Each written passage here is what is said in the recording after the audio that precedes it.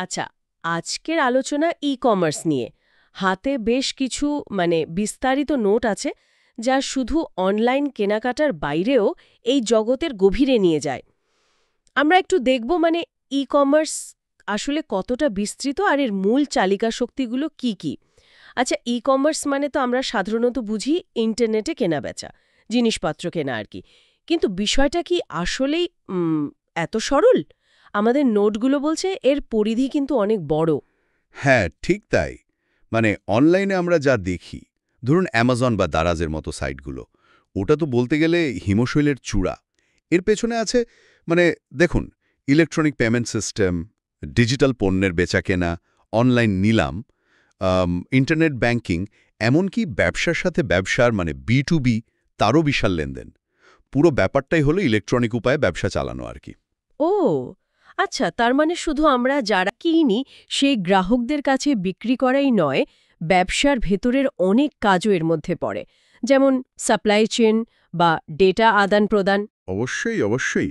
আর এখানেই দেখুন, ই-কমার্স আর ই-বিজনেসের মধ্যে মানে একটা সূক্ষ্ম কিন্তু জরুরি পার্থক্য আছে। ই-কমার্স মূলত আর্থিক লেনদেনটাকে ফোকাস করে, কেনাবেচা। কিন্তু ই-বিজনেস সেটা একটা আরও ব্যাপক ধারণা, একটা বড় ছাতা বলতে পারেন। এর মধ্যে কোম্পানির ভেতরের যোগাযোগ, সাপ্লাই চেইন ম্যানেজমেন্ট, পণ্য তৈরি থেকে গ্রাহক পর্যন্ত পৌঁছানোর পুরো প্রক্রিয়াটা, কাস্টমার রিলেশনশিপ ম্যানেজমেন্ট, CRM, এই সব কিছুই পড়ে, যা ইন্টারনেট ব্যবহার করে হয়। বলা ভালো, ই-কমার্স হলো ই-বিজনেসেরই একটা অংশ। ব্যাপারটা পরিষ্কার হলো। আচ্ছা, তাহলে এই যে বিভিন্ন ধরনের লেনদেন হয়, এর কি কোনো নির্দিষ্ট মডেল বা ধরন আছে? আমরা তো সাধারণত ওয়েবসাইট থেকেই কিনি। হ্যাঁ, আছে তো। লেনদেনটা কাদের মধ্যে হচ্ছে তার উপর ভিত্তি করে কয়েকটা প্রধান মডেল দাঁড়িয়ে গেছে। সবচেয়ে পরিচিত হলো B2C, বিজনেস টু কনজিউমার, ব্যবসা যখন সরাসরি আমাদের মতো সাধারণ গ্রাহকদের কাছে বিক্রি করে। হ্যাঁ, এটা তো আমরা রোজই ব্যবহার করি। ঠিক।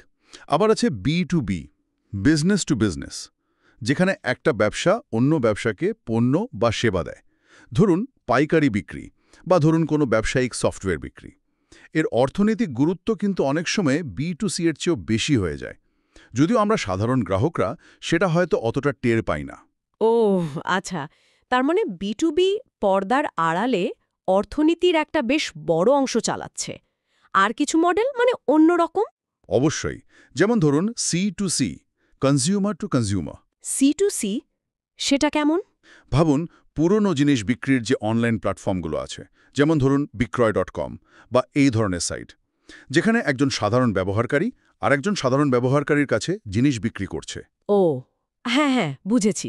আবার এর উল্টোটাও আছে, C2B, consumer to business, consumer থেকে বিজনেস, এটা কিভাবে হয়? যেখানে ব্যক্তিরা আমরা আমাদের সেবা বা তৈরি করা পণ্য ব্যবসার কাছে বিক্রি করি। যেমন ধরুন ফ্রিল্যান্সিং সাইটগুলো বা যারা ছবি তুলে স্টক ফটোগ্রাফি সাইটে বিক্রি করেন। আচ্ছা আচ্ছা, ইন্টারেস্টিং তো। হ্যাঁ, আর সরকারও কিন্তু এর বাইরে নয়। B2G মডেল আছে, বিজনেস টু গভর্নমেন্ট। আবার G2C, গভর্নমেন্ট টু কনজিউমার, সরকার যখন অনলাইনে নাগরিকদের বিভিন্ন সেবা দেয়, ধরুন ট্যাক্স জমা দেওয়া বা কোনো লাইসেন্সের জন্য আবেদন করা। বাহ! তার মানে কত রকমের ইন্টারঅ্যাকশন, কত রকমের লেনদেন চলছে এই ডিজিটাল জগতে। এর সুবিধাগুলো তো বেশ স্পষ্ট, তাই না? যে কোনো জায়গা থেকে যে কোনো সময় কেনাকাটা করা যায়, অপশন প্রচুর। একদম। ব্যবসার দিক থেকেও তো সুবিধা, পরিচালন খরচ কমে, যেমন ধরুন ফিজিক্যাল স্টোরের ভাড়া লাগছে না। ঠিক। আর 24/7 খোলা থাকছে। কিন্তু অসুবিধাগুলো কি একেবারেই নেই? কিছু তো নিশ্চয়ই আছে। না, তা তো নয়, চ্যালেঞ্জও আছে বেশ কিছু। সবচেয়ে বড় চ্যালেঞ্জ হলো ওই যে বললাম, বিশ্বাসের জায়গাটা। পণ্যটা হাতে নিয়ে ছুঁয়ে দেখার সুযোগ থাকে না। অনেক সময় ছবি দেখে যা মনে হয়, জিনিসটা তেমন হয় না। হ্যাঁ, এটা একটা সমস্যা বটে। আর ডেটা নিরাপত্তা, অনলাইন জালিয়াতি, এগুলোর ঝুঁকি তো সবসময় থাকে। ক্রেডিট কার্ডের তথ্য বা ব্যক্তিগত তথ্য চুরি হওয়ার ভয়। ঠিক। তারপর ধরুন শিপিংয়ের সমস্যা, ডেলিভারি পেতে দেরি হওয়া বা ডেলিভারি চার্জ অনেক বেশি হওয়া। আবার পণ্য পছন্দ না হলে ফেরত দেওয়ার প্রক্রিয়াটা অনেক সময় বেশ জটিল হতে পারে। হ্যাঁ, রিটার্ন পলিসিগুলো বোঝাটাও একটা ব্যাপার। আর প্রযুক্তিগত সমস্যা তো আছেই। ওয়েবসাইট ডাউন হয়ে গেল, পেমেন্ট আটকে গেল, এসব হলে তো ব্যবসারও ক্ষতি, গ্রাহকেরও ভোগান্তি। তাই সুবিধা যেমন আছে, এই চ্যালেঞ্জগুলো কিন্তু মাথায় রাখতে হয়, একটা ভারসাম্য রাখা জরুরি। তাহলে মোটের ওপর যা বোঝা যাচ্ছে, ই কমার্স একদিকে যেমন ব্যবসার জন্য বিশ্বজুড়ে বাজার খুলে দিয়েছে, খরচ কমিয়েছে, আমাদের মতো গ্রাহকদের জন্য সুবিধা বাড়িয়েছে, তেমনি নিরাপত্তা আর গ্রাহকের আস্থা অর্জনের মতো নতুন কিছু চ্যালেঞ্জও তৈরি করেছে। এটা আসলেই ব্যবসা আর কেনাকাটার ধারণাকে আমূল বদলে দিয়েছে বলতে হবে। একদম পুরো ইকোসিস্টেমটাই বদলে গেছে। আর এখানেই একটা ভাবনার খোরাক থাকে আলোচনা শেষ করার আগে। আমরা দেখছি স্বাস্থ্যসেবা, শিক্ষা বা ধরুন সরকারি সেবা, এই সব ক্ষেত্রেও কিন্তু ই কমার্সের নীতি বা মডেলগুলো, মানে ইলেকট্রনিক লেনদেন আর যোগাযোগের ধারণাগুলো ব্যবহার করা হচ্ছে। হ্যাঁ, হচ্ছে তো। তাহলে প্রশ্নটা হলো, এমন আর কোন ক্ষেত্র আছে যেখানে এই ইলেকট্রনিক কমার্সের ধারণা বা তার কোনো নীতি প্রয়োগ করে একটা বড় পরিবর্তন আনা সম্ভব? এমন কোনো ক্ষেত্র যা নিয়ে আমরা হয়তো এখনও সেভাবে ভাবছি না।